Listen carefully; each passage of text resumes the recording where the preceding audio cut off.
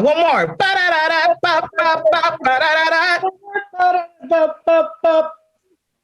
Welcome back. It's the nonprofits. I don't think they heard any of that. I feel like we just came in. It's right when the theme song ended, and I feel like people are sad. No. There's no way that anybody missed that.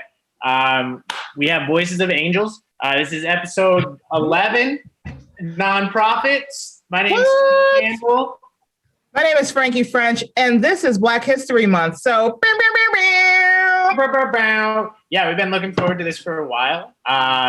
And we have Dr. Moss from Oliver Scholars again, and very excited to talk to her. I think the proper term, Stephen, is not enough. I love her. I'm so excited to have her on. Oliver Scholars is like top tier nonprofit. I love them so much. Yeah. And so one of the things that Franqi and I have been working on a couple different, shout out to anybody that has a company, just go ahead and call us. But we're doing more work in discussing diversity and inclusion. We are. Different corporate teams, right? And I'm really excited about it because it is this weird thing that you don't really see in that space where, very often it's a white lady telling a bunch of other white ladies how diversity and inclusion should look. And I think that this is kind of a cool platform, a cool format to do it, where it is a conversation between a white person and a Black person about He's forcing me to have this conversation. No, I'm kidding. Right, yeah, well, that's why I keep on putting breaks in between what I'm saying, because I'm really hoping you pick up the conversation. I'm just incessantly uncomfortable having it, but it is. That's why I'm not saying anything, because I want you to sit in the discomfort. I think it's important for our white ally. I say it jokingly, but I'm so serious. I think it's important for our white allies to sit in their discomfort. You know why? Because that discomfort is just a little glimpse of how we live, we meaning BIPOC folks, specifically Black this month, how we live daily, minute by minute, every day, all the time. You know what I mean? And so in a lot of ways, we Black folks are desensitized to it. You know what I mean? Like when we were talking earlier, I'm like, we can have conversations about racism all day because we live it all the time. It's an everyday occurrence. It's a minute by minute experience. So when we have that conversation, it's not really uncomfortable for us.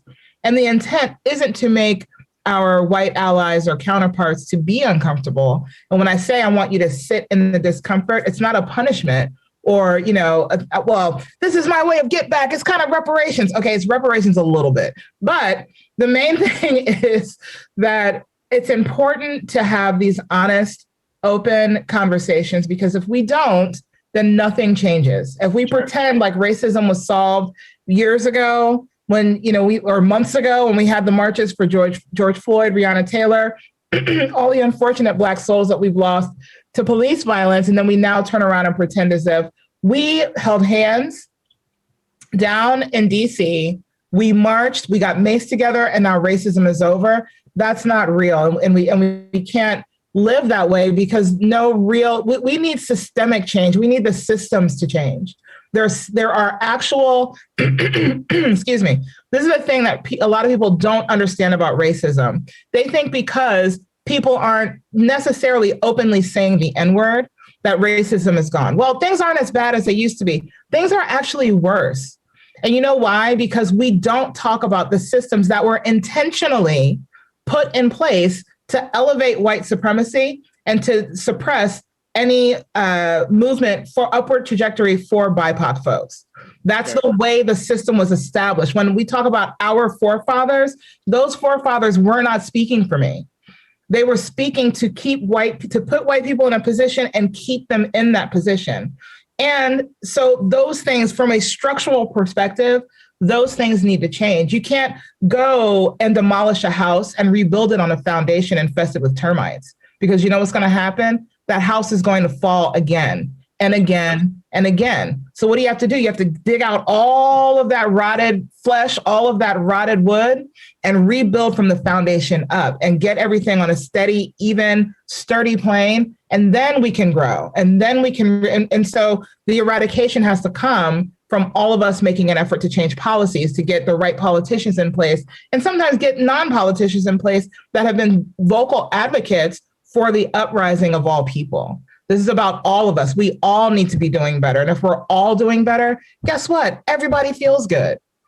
And so real quick, my apologies to Oliver Scholars. I thought I was being really cool and putting your logo in the background. And I realized, wait a minute, that's not the Oliver Scholars logo. So boom, I've updated it. We've changed. But so Stephen, so I do not want you to, this isn't about you or any other white person or ally feeling shame. If you feel ashamed, then that's a self-check that you need to take. And you need to look at why you're feeling shame and then deal with. It's not a shame. It's an uncomfortable. It's an uncomfortability, but without any uncomfortability, then there can be no growth, right? Mm-hmm. But again, you have to look at, where does that discomfort come from? Do you get what I'm saying? Why am I uncomfortable? What is that rooted in?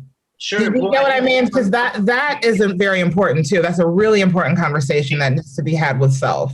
And it is different for different people, right? For sure. Some of it comes out of a guilt because of knowingly participating in a system. Some of it comes out of a guilt of unknowingly participating in a system. Some of it comes out of just an uncomfortability of, it would be the same if you were born into money and you have to discuss poverty with somebody that is impoverished, right? Look, if I can be honest for a minute, if I was born into a lot of money, I would be somewhere making it rain on hoes. Okay, let's just be honest about that. And let's be real.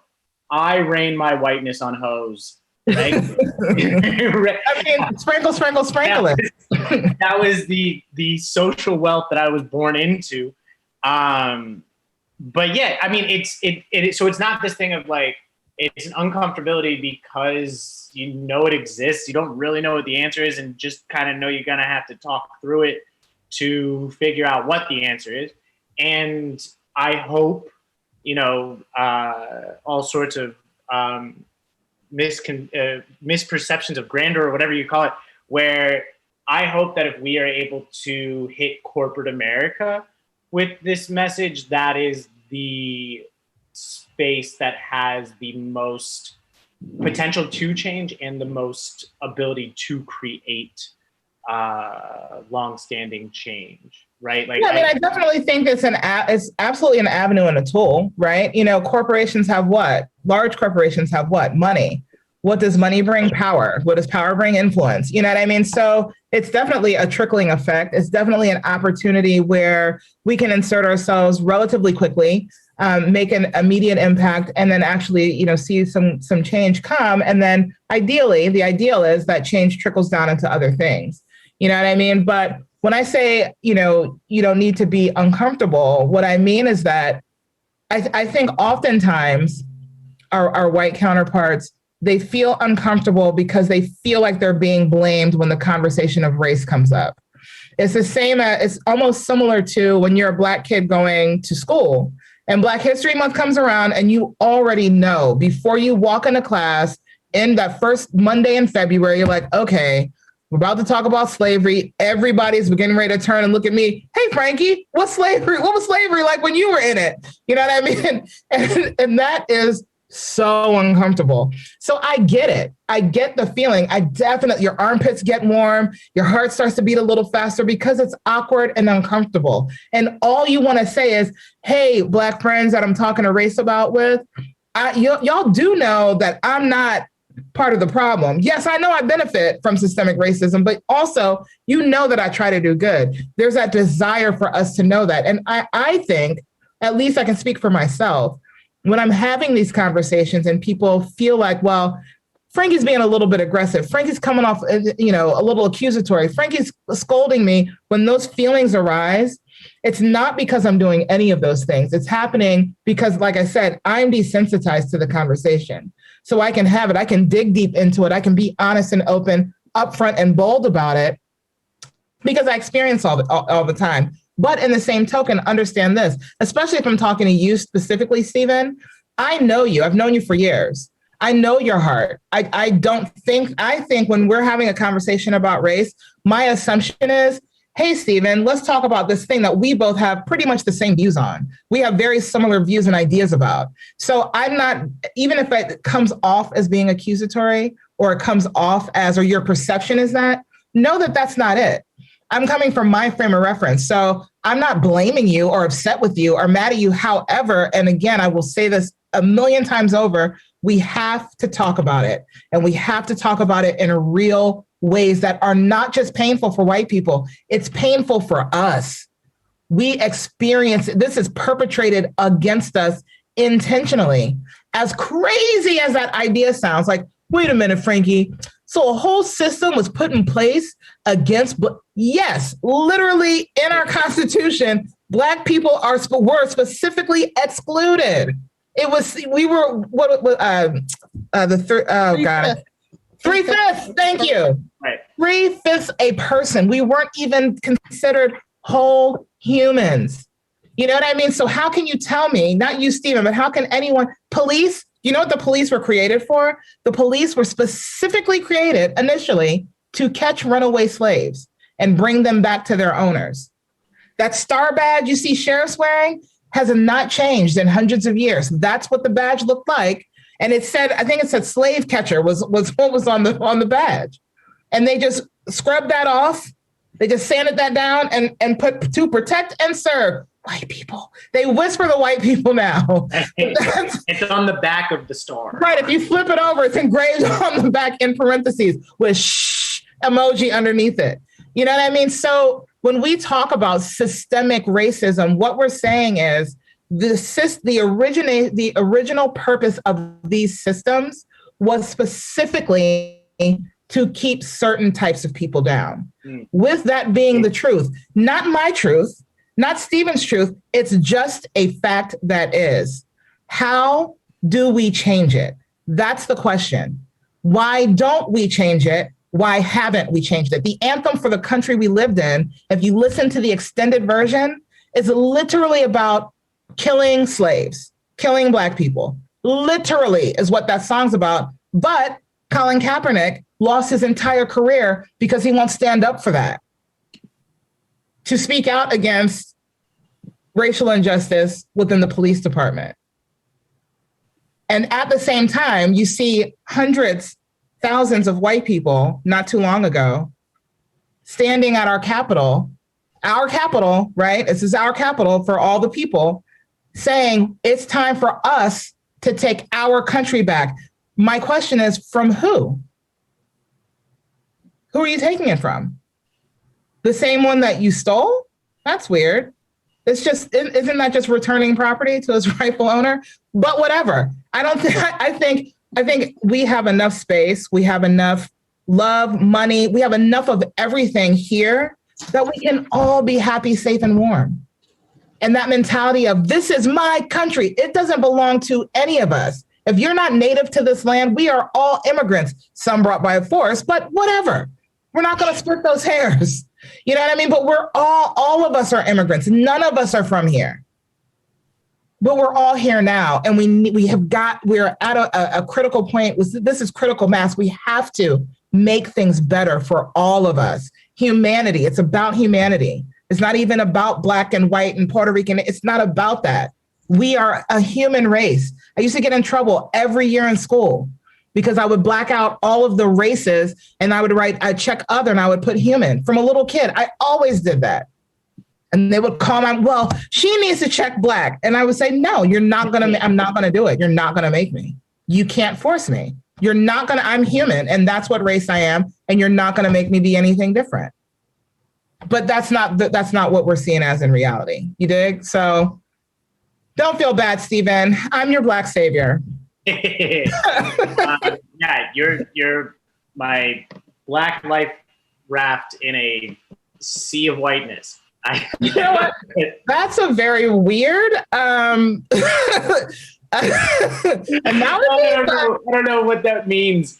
But can I be like a scooter? You know, like one of the because I feel like Black people in boats, we have like this weird relationship. That's true, and maybe we'll just go regular companion. Yeah, I don't have to ride around the city. I feel like that has negative. Can we hold hands and skip through a field of daisies? True. Yeah. Let's do that. To music.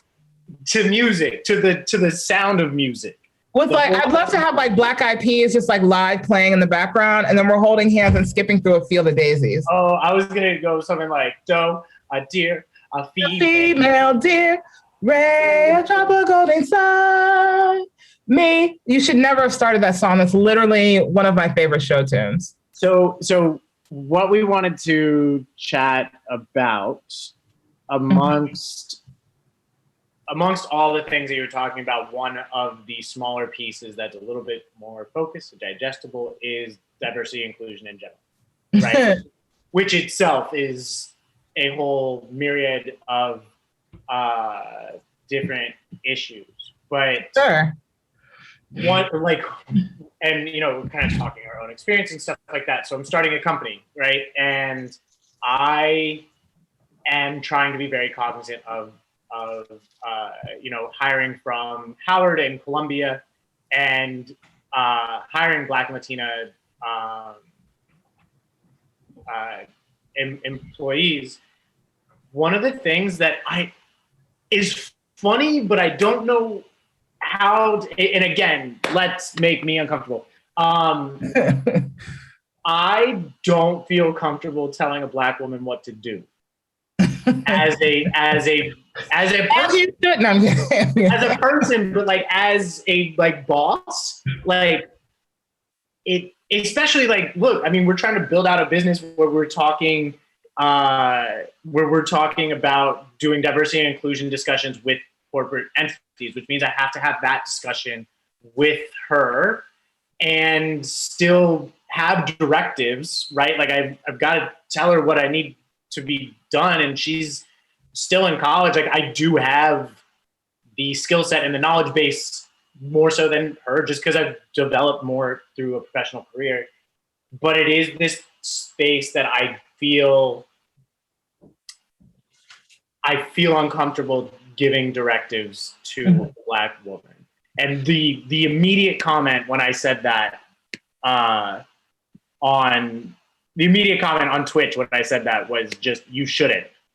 Okay, is that a white lady saying that? That's probably a white lady. I'm going to assume it's a white lady. So here's the thing. As an actual Black woman, I'm going to give just my perspective from my point of view, right? I think that people in general, regardless of ethnicity or gender, I think people respect one thing above all else, and that's honesty. I think people respect honesty a lot, okay? I think also that it's important so when you're placating to someone because you feel like their perception may be taken as you being oppressive, when you're saying, I don't want to train and help this young girl, I don't want to give her directives because I'm white and she's Black, that's actually racism too. You know what I mean? And it's not, in the sense of you are trying to oppress her. My sister said that. Hilarious. Okay. So something you may not know, she was raised Caucasian. She's actually a white woman. But anyway, but what I'm saying here is this, Stephen. You as her manager, boss, however you want to phrase it, you have a few things. You have knowledge and experience as your company, right? You have an obligation. So I can speak from what I used to do when I managed people and I was responsible for their careers, right? In the sense of within this company, you report directly to me, regardless of ethnicity, gender, sexual orientation. My first thought was, how can I positively affect this person's career, be it within this organization or outside of it? How can I help them grow? How can I help them learn? How do I find out what they're passionate about and what they want to do? Okay. So I feel like when you're working with someone, especially when they're in college and they're in an internship, you have a huge responsibility because you're shaping her views on a corporate America. You're going to help shape how she works because that's your job, right? An internship is just an extension of college in a lot of ways. So in a lot of ways, you're her professor, right? Mm-hmm. So you have a responsibility and a job to teach, educate, and help her grow. And bigger than that, and equal to that, and this is something I've learned through being a mother, you're going to be learning from her as well. Sure. You have to have an open, honest line of dialogue. And you can even tell her that you feel you want to be better in this area and you feel uncomfortable. And this is why I feel uncomfortable. How is that for you? How could I change, make it better, different? What do you need from me? How can we partner to make this a good experience for you? I learned from my daughter's 15. I've learned from her from the day she came out of my womb. I learned from her and she's helped me to grow. So this is a give and take relationship, and don't short her on the experience of being an intern and learning because you're uncomfortable giving her direction. You know what I mean? And you can say, hey, this is the direction I think we should go in this area. I am not the expert, and you going through the world as a Black woman, you can tell me, give me, what do you think we could make this conversation about? How do you think we could talk about it? Make her part of the conversation.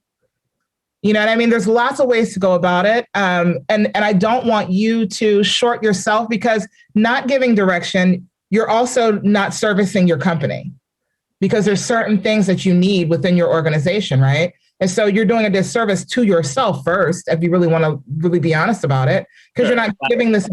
Yeah, she's your employee for all intents and purposes. And you're not giving her proper direction to help take the company in the route that it needs to go. So we can definitely talk about it more and ad nauseum because this is one of my favorite topics. But I think that it's really important for you to figure out how you want to frame that conversation and start. And let me tell you, as a Black woman I'm about to tell you, as a Black woman who has spent an extensive amount of time in corporate America, if one of my white managers had ever come to me and sat me down and said, hey, you know what? I really want to talk with you about these things or people in our company about these things. I don't know how to do that as a white man. Would you be interested or available in having a conversation with me and helping me to grow and be better in that area? I can't tell you how big of a difference that would have made for my experience. Oh my God, just for someone to even notice the fact that, hey, you know what? Her experience is probably different than Jennifer's. Jennifer's white, by the way. I don't know if you guys picked that up. Yeah, I picked it up. Her experience is probably different than Katie. Katie is also a white. You know what I mean? So if someone had even picked that up and thought enough to ask me, how can I make this experience better for you? I know that this is a real thing that happens, and just acknowledge the reality of my experience. Amazing. You may change the trajectory of this young lady's life. Do you understand what I'm saying? You might make her entry into corporate America very different because she's going to say, you know what? Every manager boss I have until I start my own company and become my own boss, because I'm a strong ass Black woman with the education behind her, every person I work with up until now has to meet this standard. Can I say that? Yeah. My dating app bio just says that I will change the trajectory of your life. But I need you to change that immediately. Let's get Dr. Moss on and talk inclusion, diversity. Let's continue to. Yes, let's get my favorite. I love her so much. She's perfect and wonderful. My seat a little bit. Yeah. Okay. So. Welcome, Dr. Moss. Thank you. Welcome back, guys. I feel like I'm a part of the show now. Okay, first of all, Dr. Moss, you are a part of this show. That's why you feel that in your heart, okay? You are the lifeblood of this show, and we love you here, and we're happy to have you back. For those that have not seen you with us before, can you just give a brief, as Stephen says, elevator pitch of what and who Oliver Scholars is? Sure. So I am the chief executive officer of a 36-year-old organization called Oliver Scholars. we identify high potential, high achieving Black and Brown middle school students, help them gain access to the nation's most rigorous independent day and boarding schools, with the expectation that they will go on to successfully graduate from some of the nation's best colleges and universities and make a huge impact on the world. And I think we're doing just that. What you guys do is absolutely incredible and absolutely amazing. And I know you guys watching don't know this, but Dr. Moss has been in the green room this entire time listening to our conversation. And it's been mainly about inclusion and diversity, just kind of as a general discipline or requirement, or however you want to phrase it. How does that impact? Because that's basically the foundation of what you guys do, is making sure that Black and Brown students are included and immersed into these cultures and areas that will almost guarantee a positive future. You know what I mean? Where they may not have had access to these schools and colleges without Oliver Scholars. So one of the questions my sister actually had, I'll put her on blast. Sure. She said how, and I think we talked about this a little bit, but I'd love if you would expound and go a little bit deeper. How are these students supported once they're in these environments? As we were talking before you came on about Black History Month comes around, everyone looks. So Franqi, tell us about your personal experience with slavery. You know what I mean? It's like, I don't have that, but how are they supported so that they don't go through that culture shock? So I think one of the things I loved about this organization in particular, when I was looking for new opportunities, is that we don't approach this work with rose-colored glasses.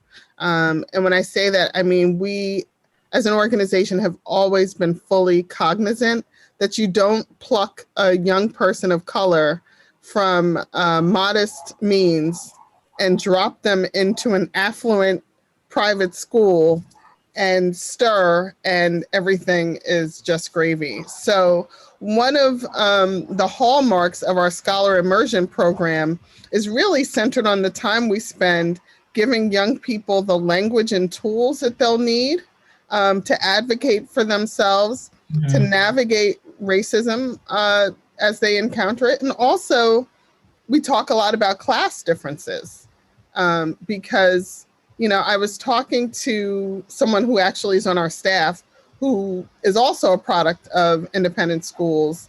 And he was sharing that, you know, the first time he showed up on his campus, there were like Lamborghinis and Rolls Royces with drivers dropping the kids off. Like, it's a level of wealth that in some ways may seem inconceivable to a lot of young people when they first come into these spaces. And so the time we spend really helping kids to own who they are, to feel good and proud about the assets that exist in their families, in their communities, is really central to helping them to find their way in these spaces. But also it's equally important for them to have relationships and community with each other. Because who understands more what it could be like for a kid from Brooklyn to go to, you know, a posh, boarding school in Massachusetts than another kid from maybe Brooklyn or the Bronx who's having the same experience. So it's that kind of community and the relationships that alumni talk about as helping to carry them through that experience that are so central. Once the kids are placed in their independent schools, we have a whole staff and team that continues to reach out to the schools to check in on how they're progressing educationally and socially. And that continues to create opportunities for them to come together with each other. So the last time I was here, I was with a member of our team who is one of those people who continues to support the kids once they're attending an independent school. And she's you can shout her out if you like, because she's absolutely. Hey, Joanna, and she's also an alum of the program, right? So yeah, she has intimate experience and understanding of what that experience can be like. It's, you know, the challenge is, and one of the things that makes Oliver so necessary is the reality that Black and Latino students are 60% less likely to be identified for gifted education programs within the public school system. Even when their scores are identical to white and Asian students, they're still about 20% less likely to be referred. And the number one reason is teacher bias. Yeah. Right? People, regardless of how our kids are doing, this is kind of how caste works. It's like we have all been programmed with this message of Black intellectual inferiority. That even when we see Black and brown students shining academically, it doesn't change the programming. So educators still are challenged to respond to them based on the possibilities of their lives and what they could become, because the central programming is rooted in Black inferiority. And absolutely, I think there's a particular, there is something particular about the descendants of enslaved Africans in this country as being at the very bottom of the social strata, and other people of color, based on their proximity or distance to whiteness or Blackness, being along that spectrum.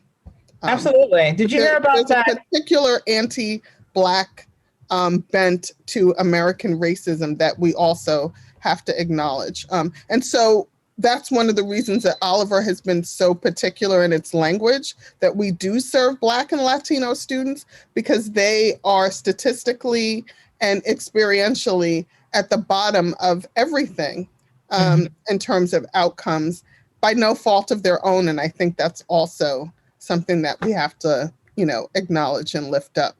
Absolutely. Absolutely. I won't name the school, but there was a private school recently within the last few months. Yeah, about this? First off, our kids are at a lot of these schools, right?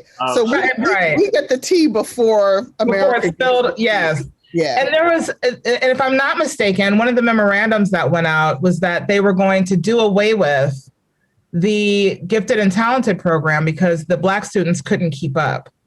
Rather than looking at why the Blacks, not the Blacks, just the Black students, but the Black students that were basically bussed in were not able to keep up. And one of the things that I was asked to come on to a talk show and talk about that.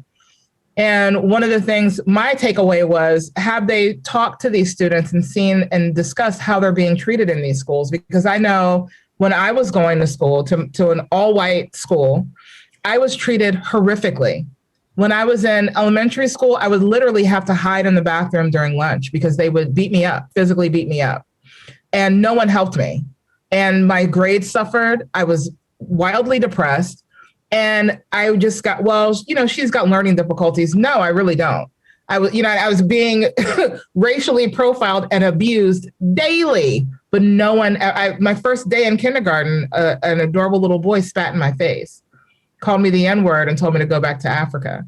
You know what I mean? And so my question was, could these students be having difficulties because of external issues and circumstances that are going unchecked? You know what I mean? But it's always the first knee-jerk thought is, the Blacks, they aren't that smart. So let's just do away with the program so they can keep up. And that idea of Black intellectual inferiority, like America built a whole scientific rationalization.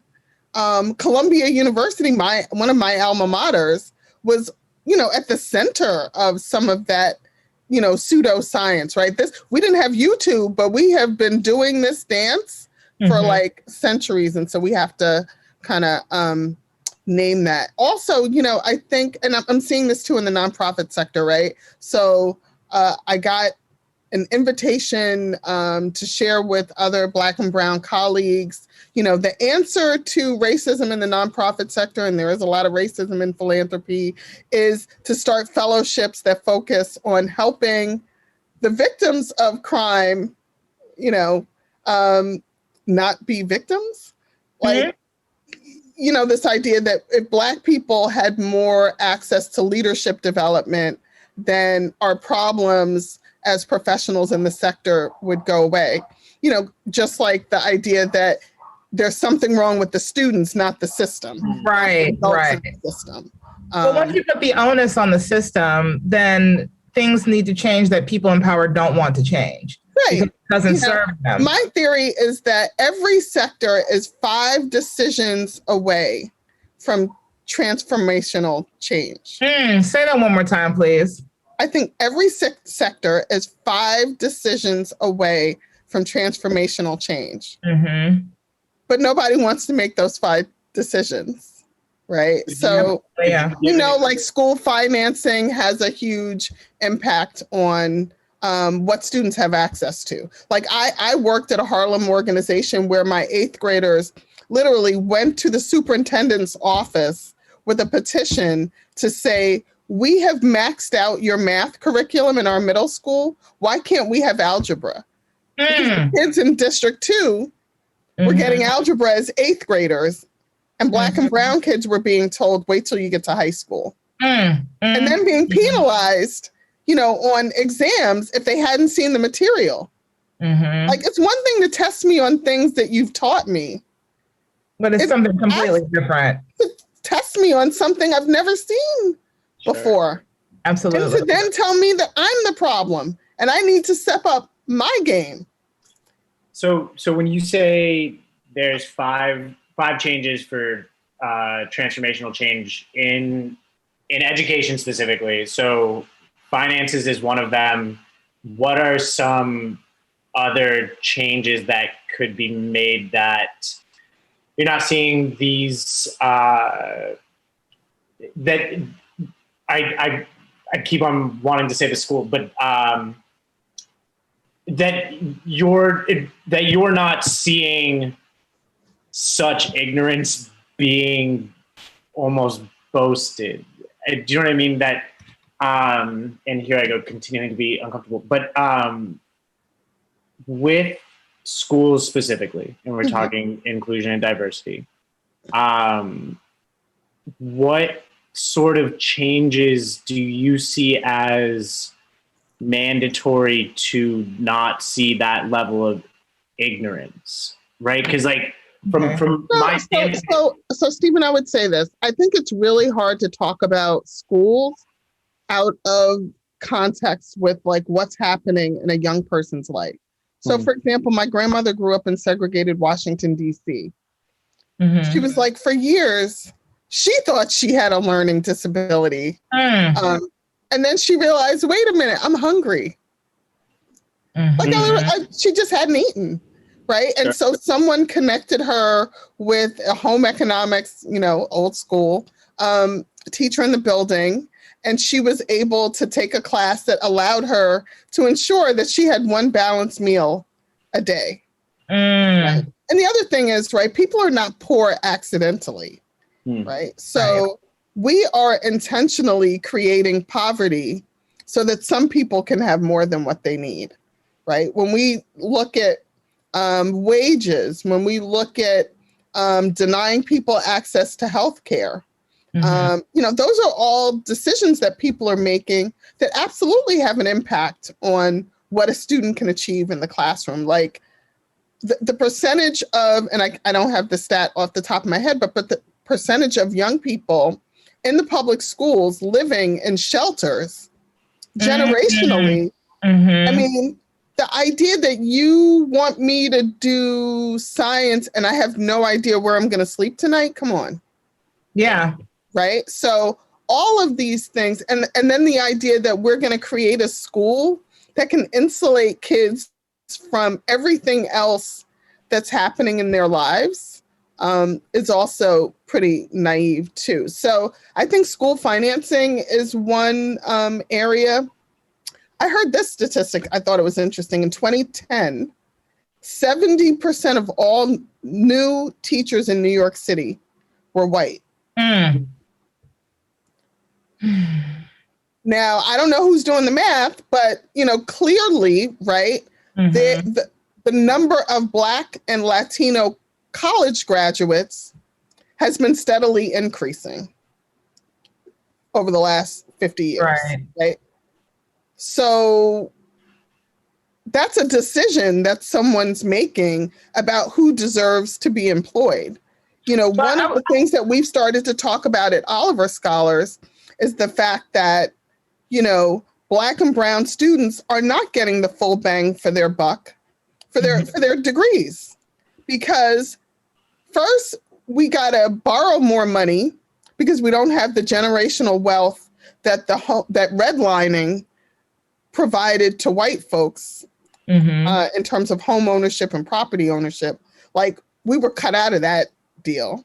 So we're borrowing more money for college, leaving with higher debt, and then we're going into jobs where we are being paid less than our white and Asian counterparts to do the same work. Like, that's a simple decision that someone could be making. That, you know what, I worked in corporate America for 10 plus years, and my job was specifically around talent acquisition, recruiting, workforce management, and inclusion and diversity, right? So these tech companies would hire the Black girl to come in and fix all of these problems. And I had, but not really fix. Franqi, how much power did you have? How much power did you have? How much did I have, or how much did I assert? Because those are two very different things. I asserted a lot of power, and you know, had to shortly thereafter transition jobs. So I had no real power, right? But what I noticed, and those DEI professionals don't have real power. No, they don't. We're brought in as figureheads so that the company can say, "Hey, we know systemic racism exists. Look at us change. We're one of the good guys. We're on the good side." But what I noticed when I would be in these private meetings with these CEOs, with the whole C-level team, and I'm presenting my plans for just something as basic as, hey, we're in the DC, Maryland, Virginia area. We should be actively recruiting at Howard University. Well, are you sure that that's a worthwhile spend? Why wouldn't it be? I mean, explain to me why it's not. Thurgood Marshall. I mean, Felicia Rashad. But that's my point, is that the medical school, the law school, like, you know, but that goes back to this whole idea that, you know, you say you're smart. Are you really smart if you're Black? Are you really smart? Yeah. Are you really smart? Now, I am not a spring chicken, right? I have a doctorate from an Ivy League institution, and I still tomorrow can be in a room where my expertise will be questioned. Say.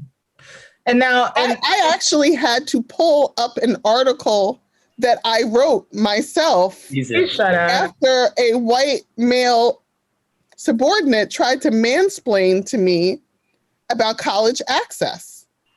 And I said, "Sir, could you Google me?" Okay, you should have said, "Google me, bitch." That should have been college access. Just put in Danielle Moss and college access. Right. And then I'm going to need you to take. Here's an academic journal that I wrote for. So can you go back to your seat and do what I asked you to do? Actually, several seats. We've allocated this wing of the building for you to sit in every one of these seats, sir. I'm going to need you to sit here 5, get up, go sit there 5, all the seats. I need you to have them. But one of the most dangerous words in corporate America is corporate culture. And that's a scapegoat for, I know I can say this. I know when I've brought people in and I'm like, look, and I advocate for my candidates. If I bring someone in, I'm advocating for you, regardless of ethnicity, but even harder if you are Black, and even harder if you're a woman. I know you're qualified and you're dope. I'm in the room with the hiring manager and I'm like, look, this is why we are hiring this person. And I've gotten many, many, many people hired from taking a proactive approach. But the first words of pushback have always been, well, yeah, they seem great, but we don't really think they fit in with our corporate culture. Well, define that. What do you mean by that? Because I have this white. I mean, who decided what professionalism was? These are all manifestations of what we call in the DEI space, white organizational culture. Right. Yeah. Right? It's a set of norms based on arbitrary values. Yeah.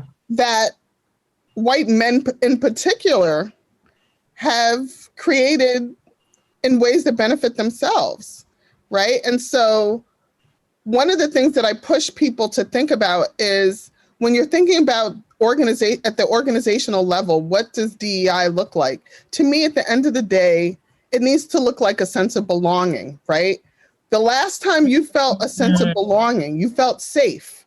What does safe mean? It means you felt safe to show up as yourself. You felt safe to have your contributions be celebrated and recognized. You felt safe to make mistakes and still be treated as part of the team. You felt welcomed without reservation or judgment. You felt included in decision-making processes and conversations, formal and informal, right? You saw possibilities for your growth and learning for promotion. You experienced equity in pay and in opportunity. You felt seen in the space, right? We know what it means to belong, and we have the capacity to extend that to other people, right? And so I think cultural fit in organizations has become an amorphous catch-all phrase for people to enact not just their racism, their sexism, their homophobia, their transphobia, and not really suffer the consequences of what that means. It's a weird... That doesn't mean that every Black employee is a model employee or is an ideal employee, but it means, are you creating the circumstances? That's what leadership is about. It's my job to make sure that I'm creating the circumstances for Gabrielle to shine in her role as Chief Development Officer. Hey, Gabrielle. Hey, right? Gabrielle. It's like checking myself on a regular basis to say, you know what? She's smart, she got this, and she knows what she's doing. Even when she's approaching something that is not necessarily the way I would do it, right? But that goes back to that benefit of the doubt, right? We saw in an executive leadership someone who universally, by any stretch of the imagination, was incredibly incompetent. Oh my God. And unprepared. And not even intellectually curious enough to figure out what the job is. He was a buffoon. But we are where we are politically in this moment because white folks get the benefit of the doubt. We are always looking for the other side and hoping that the other side reflects good intention. Right. And Black folks. To the point where we can't even accept the idea that, maybe this dude is ready to take out democracy. Right. We're going to let the whole house burn down because we don't have the cojones to really call a thing a thing. I was watching this, someone shared a Twitter thread with me talking about the fact that in some white communities, real talk is not a thing, right? So we talk around things. Absolutely. We label them. And so that's, I can, a light bulb went off for me because I was like, where have I been the least successful? In spaces where I wanted to engage in a real dialogue and people were being cautious, polite, and ultimately disingenuous. That's 100% true. My dear friend, we had this conversation years ago, and I was so bad. He said, no, Franqi, we don't do that in white families. We don't talk about anything. We smush it down. We talk about it in code. We talk around it, but no. And I was so baffled because in my household, it was weird, especially in my current, in my home where it's me and my husband and my daughter, we talk about all the stuff and the things. You know what I mean? We have very real, honest, hilarious, painful. We have all the conversations. Can I ask? And I would say that's one of the reasons that Black women have such a hard time in the workplace. Also, we have to recognize that our survival depends on our ability to name and navigate racism. We never have the cloak of anything of whiteness, right? We don't get to say, I don't what's happening even in the white world doesn't concern me. Like, you better be on your P's and Q's. Yeah. Or somebody's going to take you out. But Dr. Moss, Black women don't even have the cloak of our femininity either. You know what I mean? We're women, white women, I'll speak plainly. People want to save them. Oh my God, are you damsel in distress? Oh my God, are you okay? How can I help? I've literally been walking through a door carrying things and have had the man in front of me, Black man in front of me, white man in front of me, let the door drop on my full hands. Like, oh, okay. I mean, cool. You know what? Don't even trip. I got it. Steven, you've been trying to jump in. What were you going to say? No, in response to white families talking less candidly, less openly, very much the case with my Italian side, which is also the much more conservative side. Not so much the case on the Irish side. The Irish side, the only art form that the Irish have is storytelling. But was it a phrase that you guys said that you can discuss anything but religion and politics? Was that something that was even yeah, it's like a common known. I've heard that, but only in relation to if you are in mixed company, meaning there are white people in the room, stay away from race, politics and religion. Well, even something as simple as once I started living in Black neighborhoods, when I first started living in Black neighborhoods, I would hear people yelling at each other, and I grew up where if you're at a point that you're yelling at one another, you're about to go to fists. You're about to get into a fight. Where I would live in, I've now I guess it's been 5 years that I've lived in Black neighborhoods, where I just know that people yelling at each other just means that they are having a lively discussion, right? Where when I first moved into the area, I was like, oh my God, people are going to fight all the time around me. And then just because that was how I grew up, was you keep shit reserved and you don't talk that much about any of the feelings or any of the things that are making you angry or uncomfortable or anything like that. And if you've gotten to the point that you are raising your voice towards one another, that means that you're probably going to get to fists before you get to any sort of constructive conversation. That's so you know what's interesting about that, right? Is but racism is so violent. It is absolutely violent. It's not free. Imagine if I, as a Black woman, had nowhere to go in terms of expressing myself on these issues. Right. I was talking to a white woman who worked in DEI in corporate America, and she was like, every day I went into that office and I had to prove my worth to my white male colleagues, and they didn't see me and they didn't promote me. I said, but I bet when you went to Bloomingdale's after work, nobody followed you around the store. Right. That part. I bet you nobody tried to get you to pay a higher price for your car or your home simply because you were a white woman. That's I bet you if you called the police, you'll get a different reaction than I would. You want to talk to me about what's happening in your office right now, and I'm telling you that 24/7, I am constantly doing a calculus.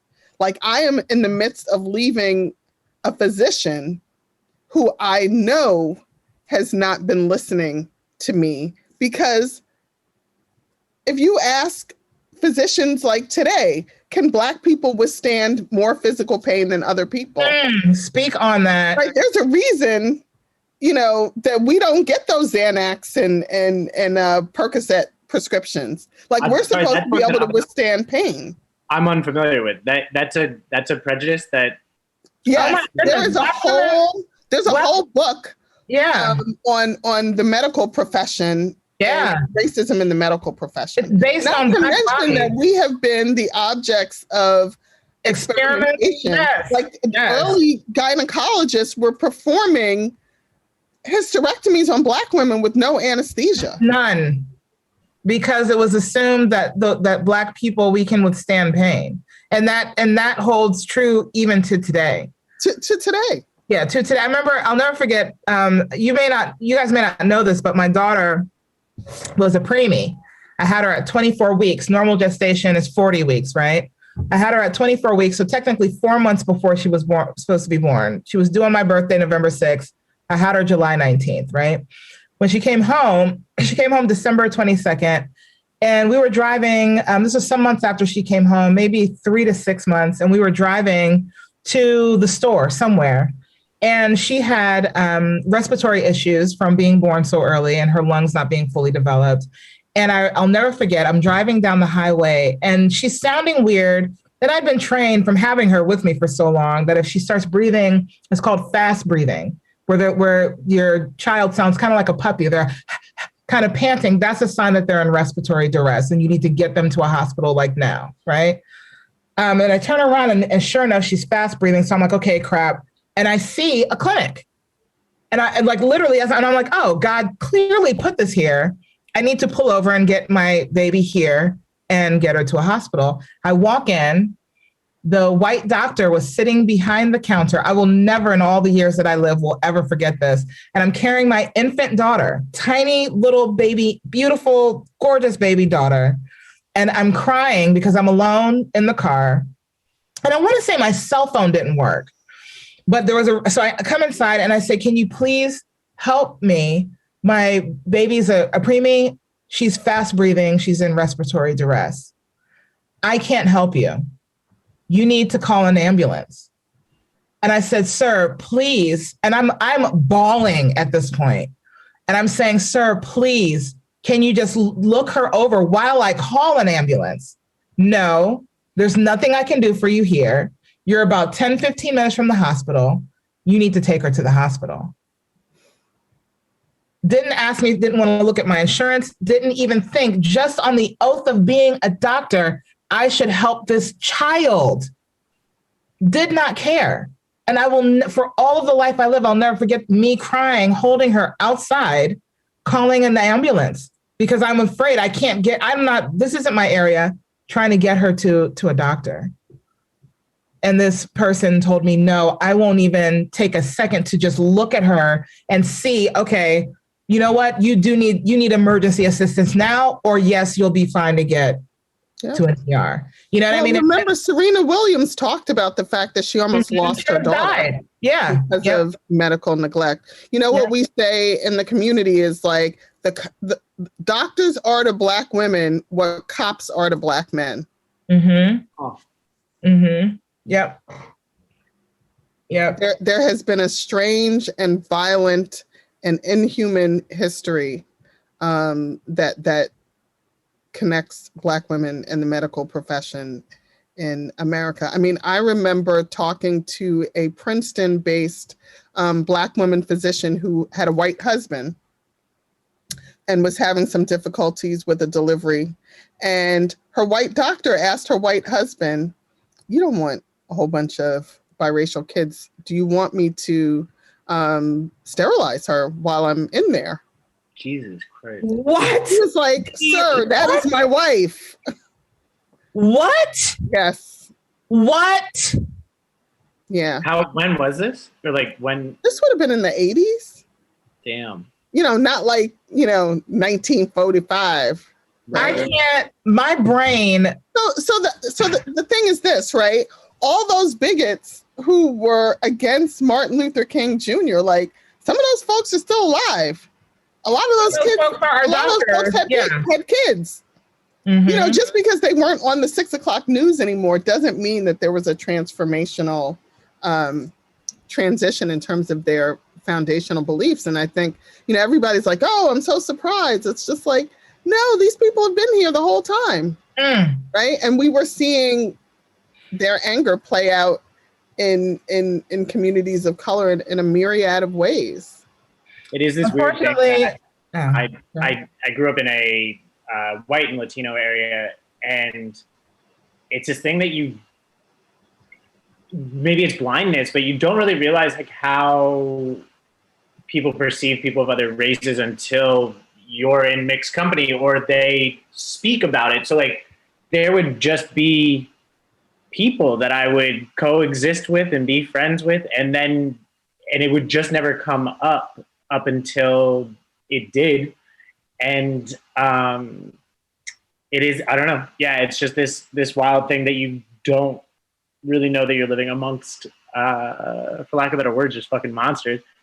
And you know, where I'm from is, you know, white people really let their colors show. I guess their lack of color show. Over the last 4 years too, there were just a lot of people that, you know, if I had to take a guess, they didn't have very progressive views, but I just didn't realize the extent to which it existed where I grew up, you know?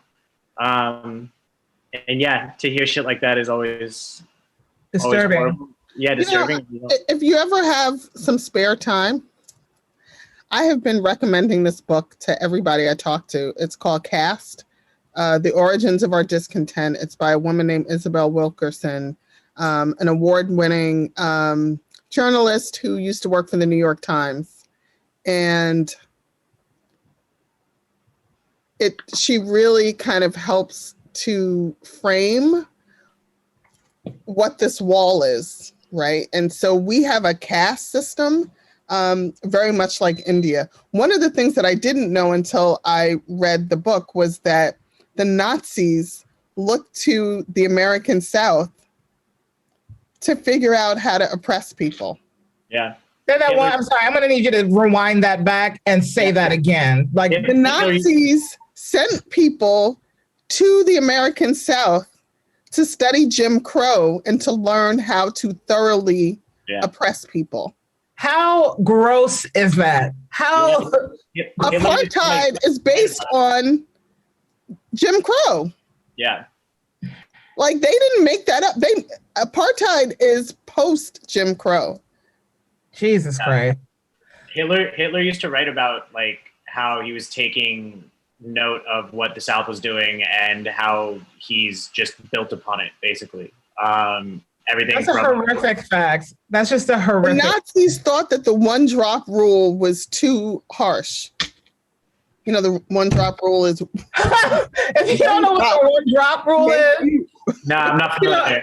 If you don't, I'm not familiar. Explain the one drop rule. Oh my goodness. If you have one drop of black blood, you're black. And therefore, you know, subject to all of the things that you should be subject to as a black person. Wow. So that would be like someone, let's say Mariah Carey, who probably, you know, could pass in certain spaces.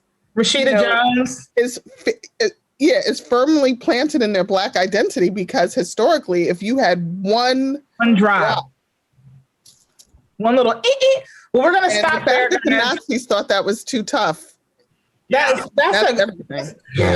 That's an amazing that's an incredibly telling piece of history.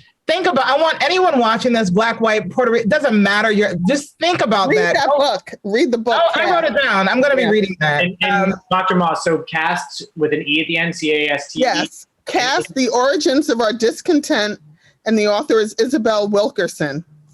Excellent. How can people find you? How can they donate, get involved with Oliver Scholars? oliverscholars.org. You can find out all the information. These kids are amazing, incredible, a lot smarter than I ever was. So it's just such a privilege and delight to be working with them. My main channel is LinkedIn. So look for me on LinkedIn. Excellent. Where I share all my opinions on all the things. Well, we want to hear all of the opinions. It is our honor and pleasure to have you. Please, of course, we expect you to come back and back and back and back. You're amazing and fantastic. Gabrielle, thank you for guys hanging out backstage and watching with us. We appreciate you as well. Jared from Comedy Hub, thank you so much for being such a wonderful producer and engineer. And French. And we have our comedy showcase at the end of the month where we're raising money for Oliver Scholars. February 28th, we've got the show. So keep watching every Tuesday. I'm sure we'll have Dr. Tell people about the lineup's pretty dope. Tell people about the comedy show lineup. Who all do we have? We got Mike Winfield, Aaron Jackson, whose Netflix special just aired today on Netflix with Tiffany Haddish, They Ready. So check that out. And we have Brandy Denise, who is a comedian and actress. You can see her on Power and the new Power. I can't remember what the new one's called right now because I'm an idiot. But the lineup is dope and amazing. So definitely check us out at the end of the month. Always so enlightening to speak with you, Dr. Moss. So good. So good. Can't wait until next time. Thank you so much for taking the time. Thank you, guys. And what's your name? Which one? Oh, my name is Stephen Campbell. All this talk about white people trying to overshadow Black people. I'm just I'm irrelevant. I'm being very meek, very staying in my corner. But love you guys. Thank you so much. And thank you so much, guys. This was so good. Thank you. Thank you, Dr. Moss. You are a gem. Bye. This has been Nonprofits.